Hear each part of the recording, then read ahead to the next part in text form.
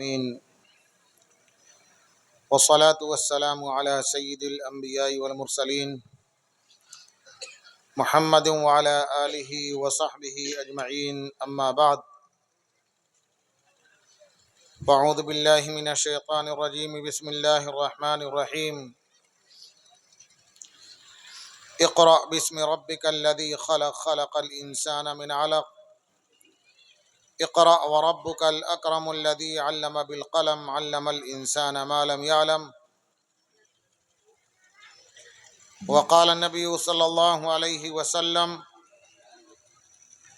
العلم ثلاثة آية محكمة وسنة قائمة وفريضة عادلة وما سوى ذلك فهو فضل أو كما قال عليه الصلاة والسلام. وقال النبي صلى الله عليه وسلم لا يؤمن أحدكم حتى يكون هواه تبعا لما جئت به أو كما قال عليه الصلاة والسلام. صدق اللہ العظیم وصدق رسولہ النبی الکریم.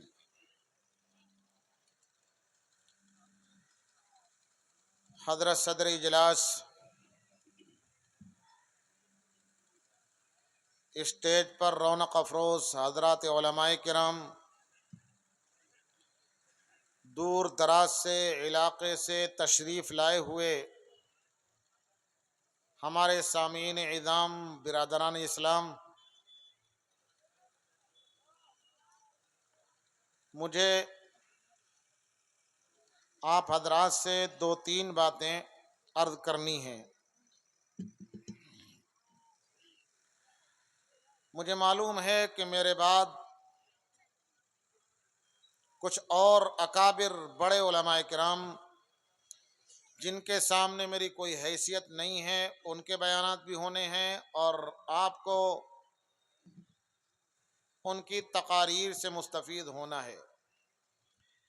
اس لیے دو تین باتیں جو عرض کرنی ہیں، کوشش یہ ہوگی کہ وقت بہت زیادہ خرچ نہ ہو، اور اللہ سے یہ دعا ہے کہ اللہ تعالیٰ کوئی کام کی فائدے کی بات مجھے کہنے کی توفیق عطا فرما دے.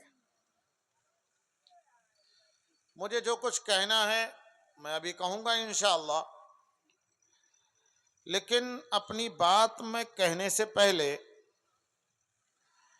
آپ سے ایک سوال کرنا چاہتا ہوں. جتنے لوگ یہاں بیٹھے ہوئے ہیں،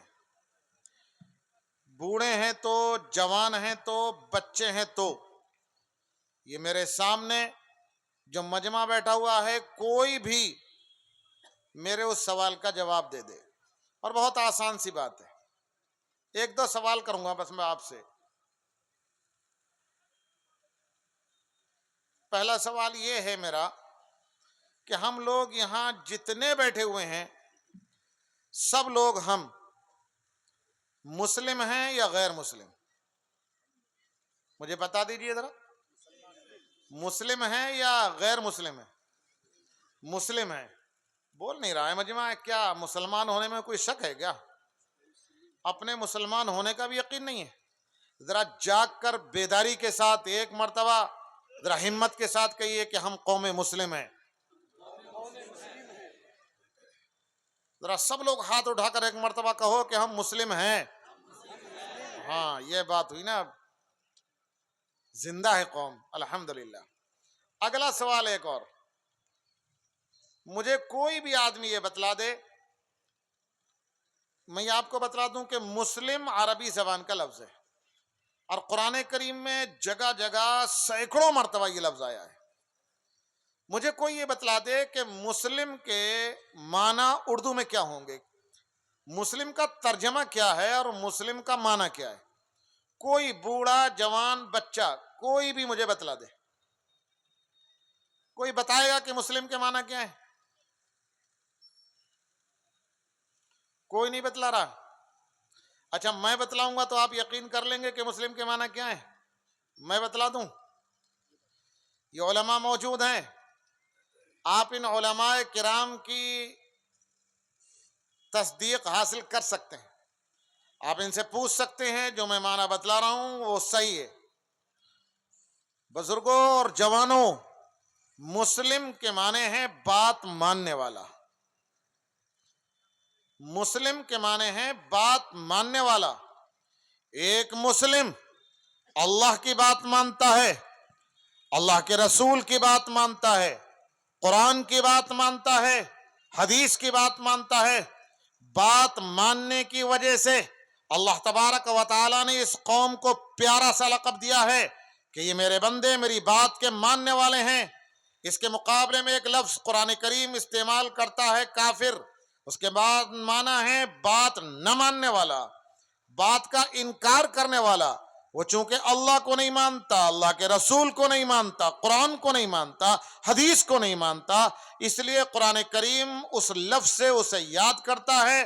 بات ماننے والوں کو بڑے پیارے انداز میں اللہ تبارک و تعالیٰ کہتے ہیں مسلم ہیں یہ، کہیں کہتے ہیں مسلمین ہیں، میرے بات ماننے والے بندے ہیں. تو تم بات ماننے والے ہو، اس وجہ سے تمہارا نام اللہ نے مسلم رکھا ہے. اب مجھے ایک بات بتا دو، ہاتھ اٹھا کر کے ذرا بتانا کون کون بات ماننے والا ہے، کون کون بات ماننے والا نہیں ہے. ہاتھ اٹھا دو ذرا جلدی سے. سب لوگ بات ماننے والے ہیں، پکی باتیں بات ماننے والے ہیں، کوئی بات کا انکار کرنے والا تو نہیں ہے. امتحان لے کے دیکھوں، دیکھیں بات مانتے نہیں مانتے. میں امتحان لے کر کے دیکھوں، 2 باتیں کہتا ہوں، دیکھیں بات مانیں گے نہیں مانیں گے. ایک امتحان کے لیے پہلی بات تو یہ ہے، دیکھتا ہوں بات مانتے نہیں مانتے. کتنے پکے مسلم ہیں اس امور کے علاقے کے، کتنے بات ماننے والے ہیں علماء کی جو انبیاء کے وارث ہوتے ہیں. میں ابھی دیکھ لوں گا، مجھے اندازہ ہو جائے گا. پہلی بات یہ ہے کہ جو بیچ میں جگہ ہے اسے خالی کر لیں. سب لوگ اپنی جگہ سے اٹھ کر 30 سیکنڈ میں، آدھے منٹ میں بالکل مل کر کے بیٹھ جائیں. جو ادھر ادھر کھڑے ہیں وہ بھی بیٹھ جائیں. کوئی ایک آدمی مجھے کھڑا ہوا دکھائی نہ دے. واہ بھائی، یہاں کے نوجوان تو بڑے پکے مسلمان نکلے، ماشاءاللہ. اللہ ان کے بات ماننے کے جذبے کو قبول فرما رہے. اے نوجوانوں، ذرا بات مان لو، ادھر بیٹھ جاؤ آ کر کے، یا وہیں جگہ وہیں بیٹھ جاؤ، کھڑے مت رہو. یہ کھڑا رہنا دینی مجلسوں کے اندر یہ مسلمان کی شان نہیں ہے. ہاں دیکھیے اب لگی نا مجلس کے، مسلمانوں کی مجلس ہے، مل مل کے آگے کو مل کے بیٹھ جاؤ. کچھ ایسا لگ رہا ہے نوجوان تو بھاگے آ رہے ہیں، بزرگ نہیں اٹھ رہے. کیا بزرگوں کے نیچے کسی نے ایلفی ڈال دی کیا؟ اس پہ چھپک گئے کیا؟ اٹھ کے آ جائیے آگے کو، اور جتنے کھڑے ہیں سب مل کر کے بیٹھ جاؤ.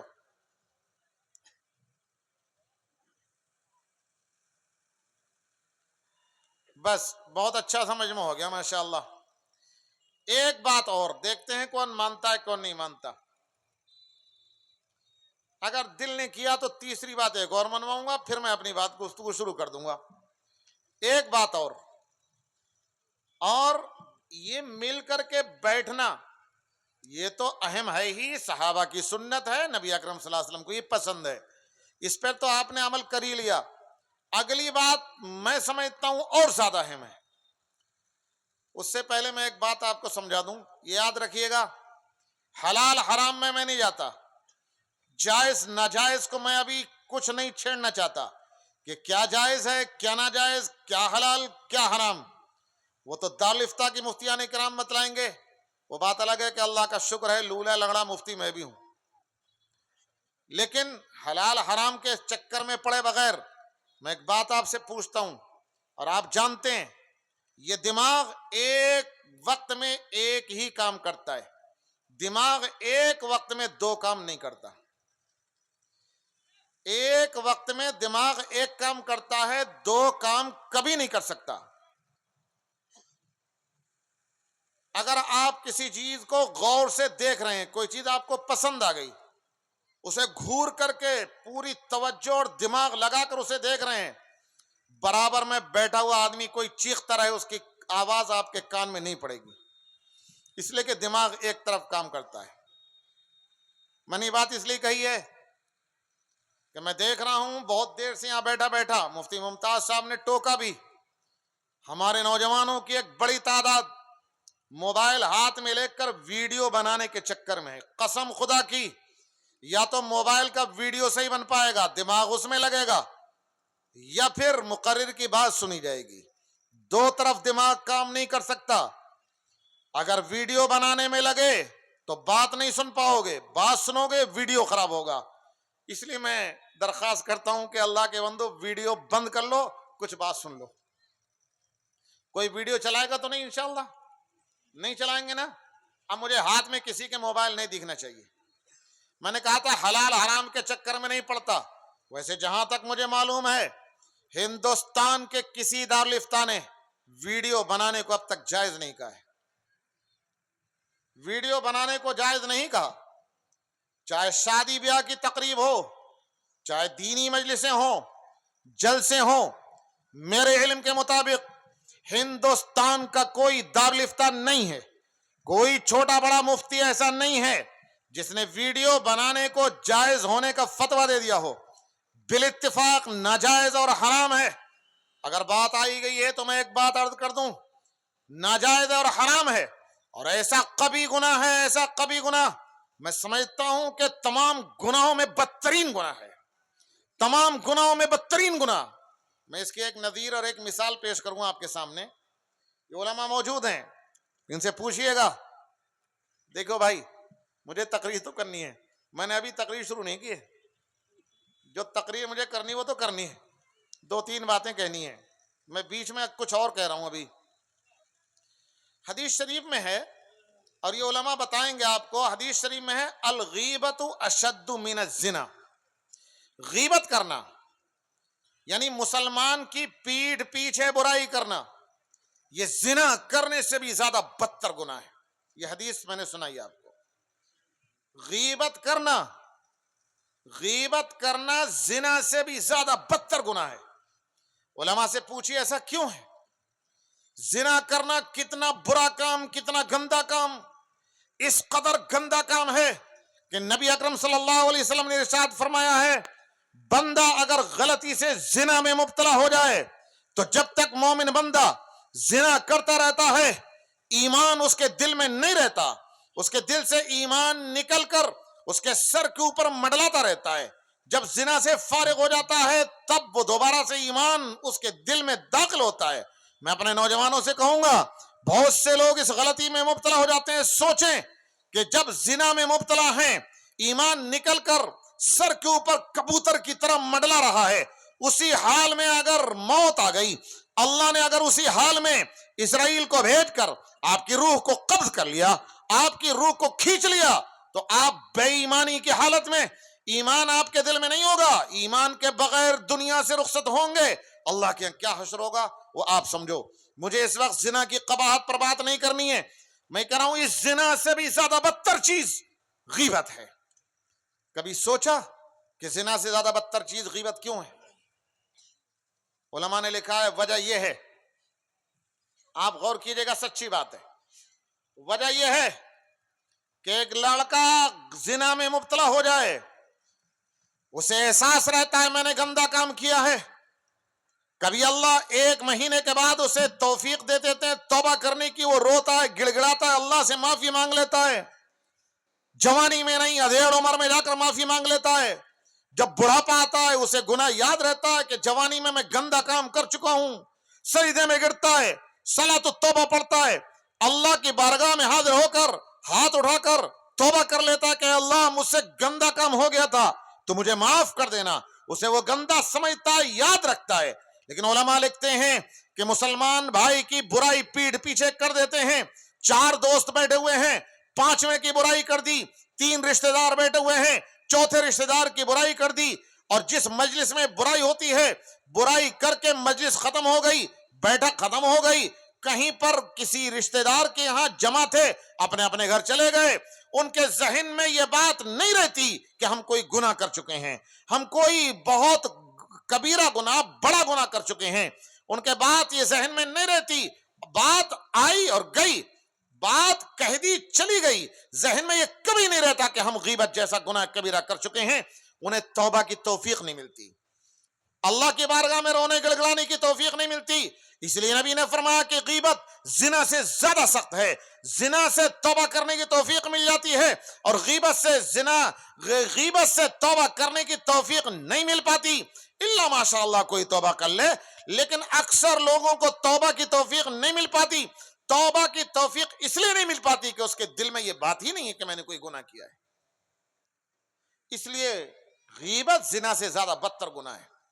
میں نے یہ حدیث اس لیے سنائی، ویڈیو بنانا حرام ہے وہ تو ہے، اس سے زیادہ مصیبت یہ ہے نوجوان لڑکا ہو تو ڈھیر عمر ہو تو، اور آج کل بوڑھے بھی بڑے دھڑلے سے ویڈیو بناتے رہتے ہیں. ان کے دماغ میں بھولے سے بھی یہ بات نہیں آتی کہ ہم یہ کوئی گناہ کا کام کر رہے ہیں.